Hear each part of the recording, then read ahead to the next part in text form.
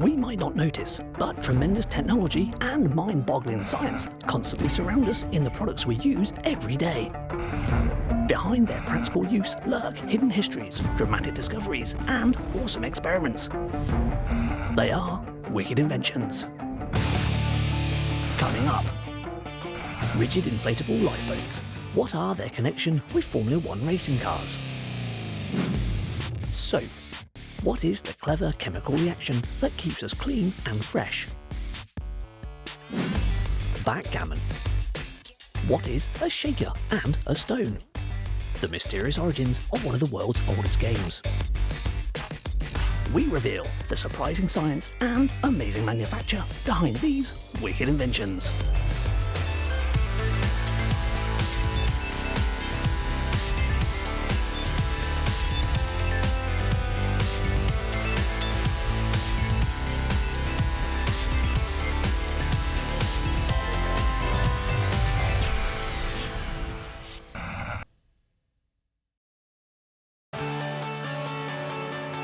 The original use of a lifeboat is to attend a vessel in distress, with the priority of rescuing crew and passengers.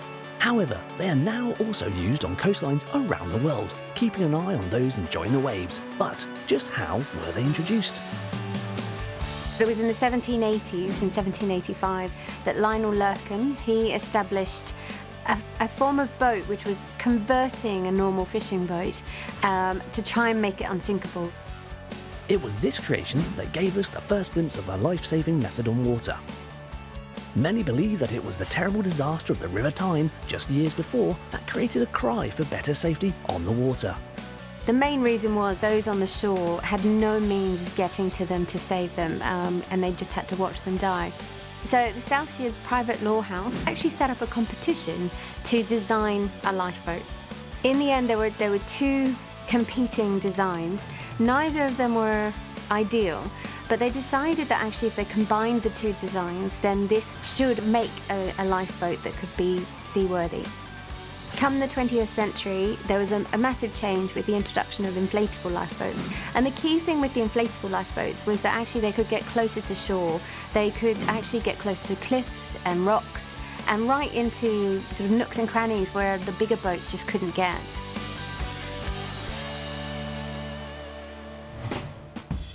We also saw the use of steam-powered boats and the introduction of internal combustion engine lifeboats, which is the first of many modern innovations. And it was from this time that further developments created a much more usable lifeboat. Electricity meant you could have a searchlight, wireless radio, you had Morse code signalling. All these developments helped create better and better lifeboats. These developments, along with the hard work and training of emergency workers and services today, help save lives across the world. Lifeboats are truly wicked inventions, but just how are they made? The Royal National Lifeboat Institution, or RNLI, are a British charity dedicated to saving lives at sea. We are part of the RNLI, which is a charity that's been in operation since 1824. The Inshore Lifeboat Centre, which is where you're visiting today, has been here for over 50 years. The Inshore Lifeboat Centre is also a centre of excellence for building and the maintenance of inflatable and rigid inflatable lifeboats. Their lifeboats need to be both fast and extremely reliable to ensure that they can respond to any emergency as quickly as possible. The first step in the production of a lifeboat begins with moulding the deck and hull out of carbon fibre. The carbon fibre fabric is pushed firmly into all the shapes and crevices of the mould and smoothed out to avoid any bubbles. Carbon fibre is used because it is flexible and easy to mould, whilst also being extremely strong and durable. It is made from very thin fibres that hold carbon atoms. These carbon atoms are bonded together in tiny microscopic crystals. The crystal alignment of these fibres is what makes it such a strong material. It is used in a wide range of ways, from aircraft production to Formula One car manufacturing, due to these amazing properties. Before being used, the carbon fibre fabric has been frozen to preserve its strength and then thawed. Once pressed into the mould, it is heated in an oven to solidify it, and then carefully released from the mould.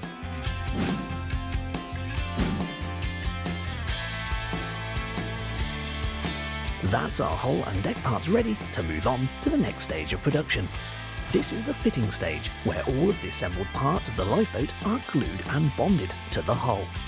Following this, the deck can then be glued onto the hull and our boat is taken shape. Once this is complete, the boat builders begin what is called the finishing and fairing of the boat, which is what we can see here. This is essentially the final fitting of the hull, as well as gluing in the fuel tank floor. Everything is then finished by smoothing out all of the surfaces using planers and sanders, ready to be painted. The sponson of the boat can then be added.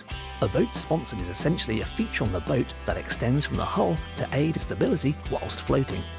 In the sponson stage, what we do is we take raw material or fabric, we then put it on our CNC cutting machine where we have drawings and patterns already preset, and the computer will actually cut the materials for us. This is vital in giving our lifeboat the buoyancy it needs. The fender of the boat is then attached and cleaned down. Our boat won't go far without an engine though. These RNLI lifeboats use Yamaha 115 4-stroke engines. These engines can produce up to 115 horsepower each, which is where they get their name. This allows the boat to travel at very high speeds when responding to an emergency. They are tested in the submersion tank before being used. These tests will run through detailed diagnostics and provide real-time graphical data on a vast array of performance categories, including fuel consumption. We then strip them down and we then rebuild the engines, and we include in the build our inversion proofing to enable the engines to restart when the boat's capsized and been righted. The crew can press the start button and the engines start within 2 seconds. Once they have passed these tests, they can be added to our lifeboat.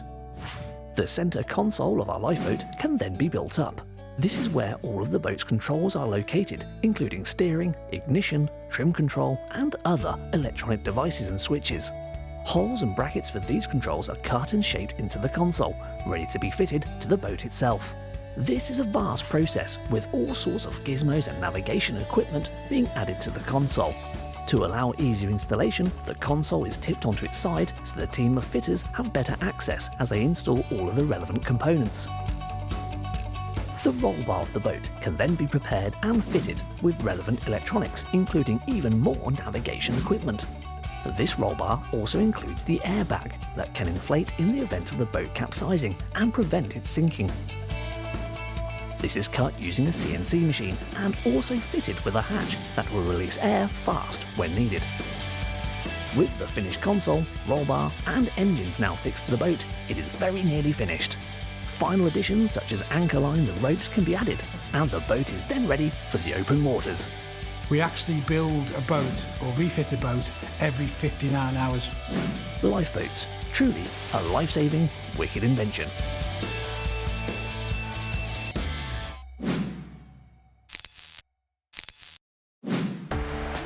With consumers in the United States alone spending over $3 billion on soap every year, it seems the modern world likes the idea of staying clean. But using soap is not a new innovation. Over 3,000 years ago, the ancient Egyptians and Babylonians were using soap-like substances made from a mixture of water, oils, and alkalis. Unlike today, however, these soaps were not used on their bodies, but instead had other uses, for example, preparing wool for weaving. Early soap wasn't actually used for hygiene until relatively recently, because even during the Roman times, when it could have been very widely used, they had lots of baths and sanitation, it was still to do with medicinal uses. Fast forward to about the 17th century, and soap becomes a little more fancy.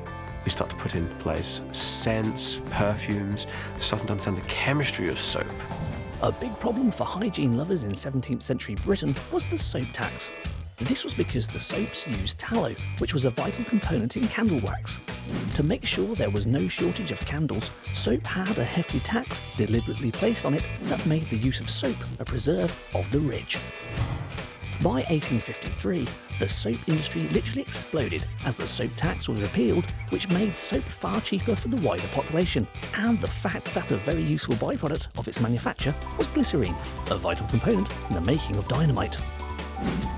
So, how does soap actually work? What happens is you have two parts to a soap molecule. You have a long hydrocarbon end, which basically means fats, oils, and grease stick to it. and at the other end of it you have an ionic section, which is typically a phosphate.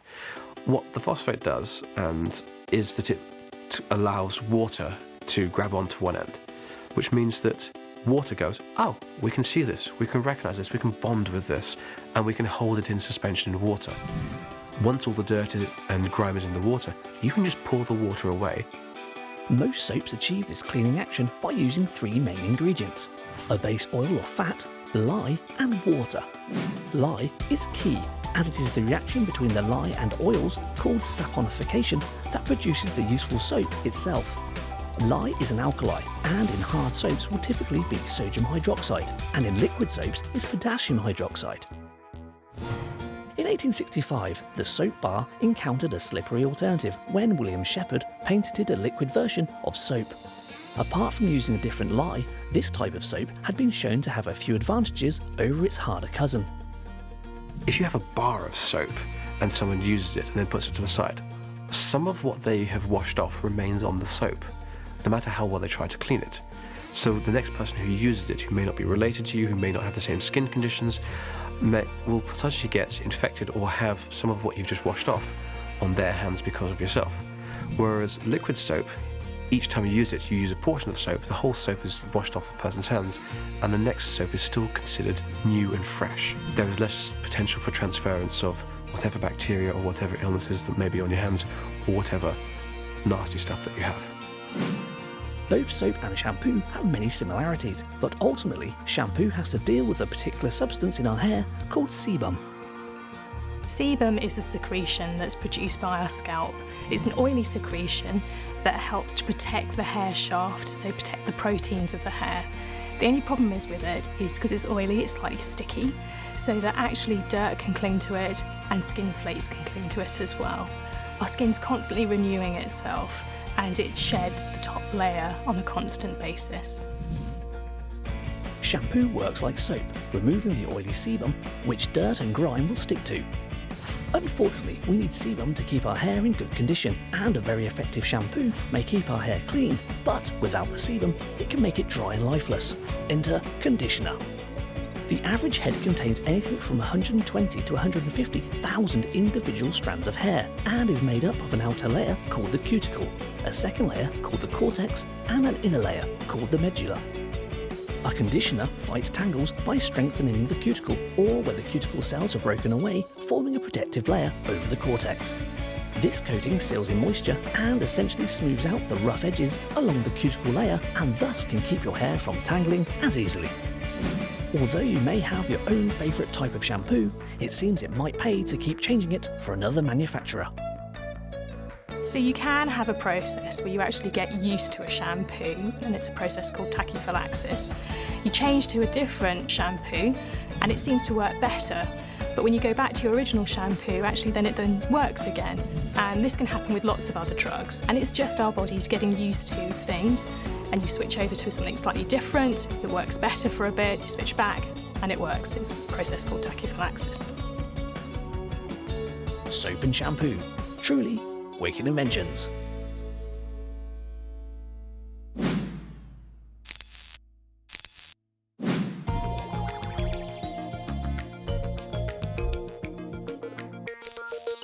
Can we make a toothpick torpedo? We're going to need a pan of water, some shampoo, some scissors, and a toothpick. To begin, we cut one end of the toothpick to create a straight blunt edge. This will be the rear of the torpedo. We apply a small amount of shampoo to this edge and we're ready to go.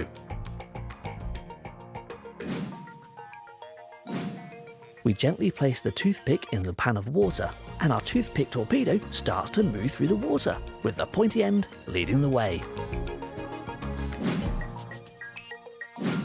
Shampoo contains agents that reduce the surface tension of liquids. As the shampoo on the end of the toothpick dissolves, it reduces the water's surface tension around it, thus releasing the water's hold on that end of the toothpick. The water around the other end of the toothpick still has surface tension, so it pulls the toothpick in that direction. This is called the Marangoni effect. The Marangoni effect states that fluid will want to flow from areas of lower surface tension to areas of higher surface tension. We can see this science in action by watching what happens when we apply a little bit of soap to pepper-covered water. The pepper flakes move away from the point where we added the soap, as the soap lowers the surface tension in that area.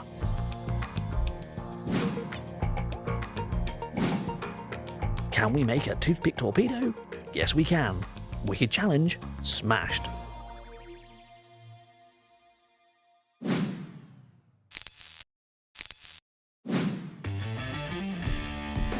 Backgammon is one of the oldest board games recorded and is still played today by those of all ages. But just how did it originate?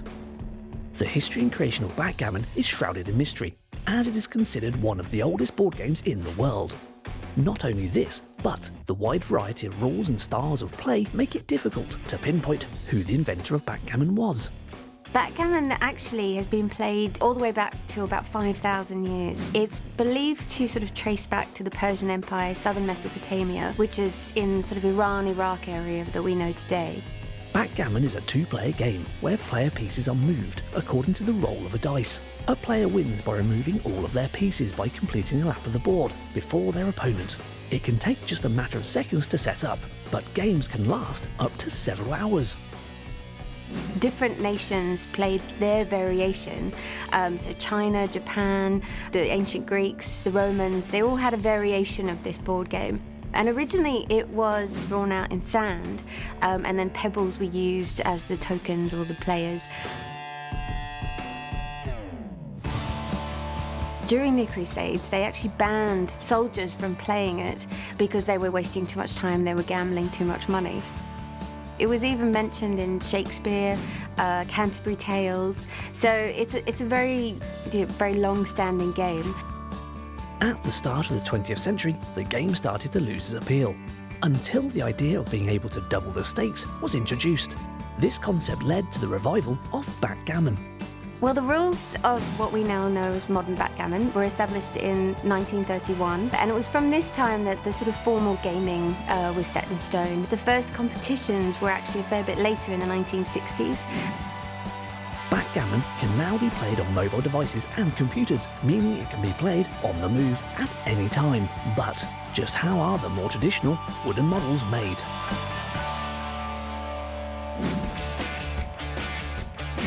Geoffrey Parker is a third-generation manufacturer of handmade leather goods specialising in games in the UK, all made in the UK, and we've been making backgammon since 1961.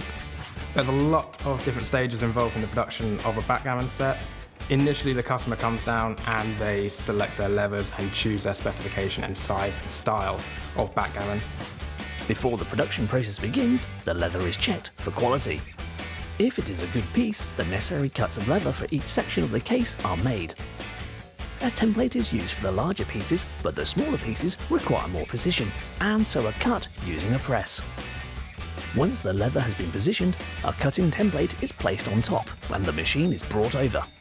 Then the operator presses a button which brings down the heavy press, forcing the cutting template through the leather, creating the same size piece every time. With backgammon, you have 5 different sizes to choose from, 5 different specifications, and over 28,500 possible colour combinations. For batch cutting, a CAD machine can be used, which cuts using a knife-driven oscillating blade. A projector displays the cutting lines onto the leather directly, so the operator can see how much room is left on the leather. The manufacturers try and squeeze as many pieces as possible out of every hide to reduce the waste created. Because the leather was once part of a living creature, it varies in thickness, depending on which part of the animal it comes from. To make sure that all the leather joins up perfectly, every piece is put through a splitter. This is a sharp blade, which is positioned to make sure any leather going through that is too thick will be chopped down to size. In the next stage, the leather is stuck to the wooden frame. But first, an expert craftsman uses a sharp scalpel to shave down the edges of each piece. This makes sure that where the leather overlaps, there are no ugly bulges that look twice as thick as the rest of the case. A quick check is completed to make sure the leather wasn't trimmed too much before the frame is covered in glue and stuck to the leather. Now the exact edges of the frame can be marked onto the leather so that more trimmings can be made. more glue added, and the rest of the leather firmly secured to the frame. This step is repeated several times for each piece of leather, with a few special cuts being made in the corners to make sure all the pieces line up exactly. The handle for the case is cut out using the CAD machine. There's a lot of different processes. One of them is making a full leather handle, which is bridle hide back upon itself, which is then hand stitched. It's stronger than anything else you'll find. The bottom side is sculpted to fit a human hand comfortably, before the attaching rings are slid on and the remaining leather is glued around it. White contrasting stitching finishes off the piece by giving it strength and a striking appearance. Probably the main challenge with making a backgammon set, from my point of view, is the fact that everything is handmade and we're dealing with natural products, so everything is going to be slightly different than the one before it, and we have to accommodate for this in the build process. Similar to a briefcase, the game board case has locks to keep the contents secure. These are added by lining up the locks with the lock housing and creating a small mark through the nail holes onto the frame. The marks are used to create holes with a drill in the correct place. Nails are then fed through these holes and bent around on the inside. This means the lock can't be removed from the outside, making it secure. The handle is also attached, however this uses bolts instead, which are tightened on the inside. To create the flooring of the game board, a thick piece of leather is glued to a strong backboard, which is also the outer board of the game case.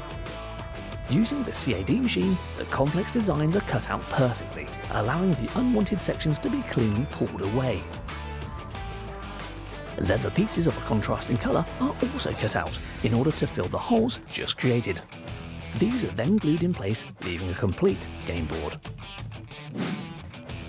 Meanwhile, the other parts of the game, such as the die shaker, are also being made. A plastic cup is coated with leather on the inside and outside, creating a quality item. The game pieces, called stones, are also covered in leather. A thin strip of leather is glued around the edge, with 2 discs protecting the top and bottom of every stone. It takes between 25 and 35 hours to make a board.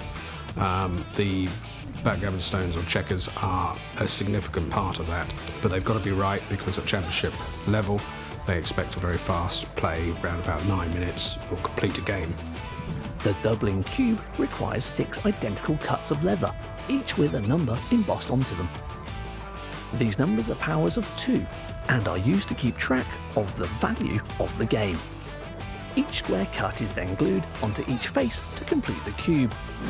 The final step is assembly.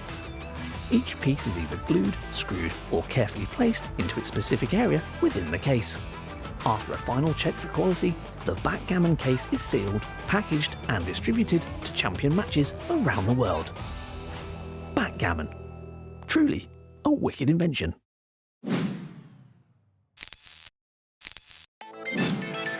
So, there you have it, a dash through the hidden history, super science, and amazing manufacture of products that you use every day, but have never realised their amazing backgrounds. Rigid inflatable lifeboats, soap, and backgammon. All wicked inventions.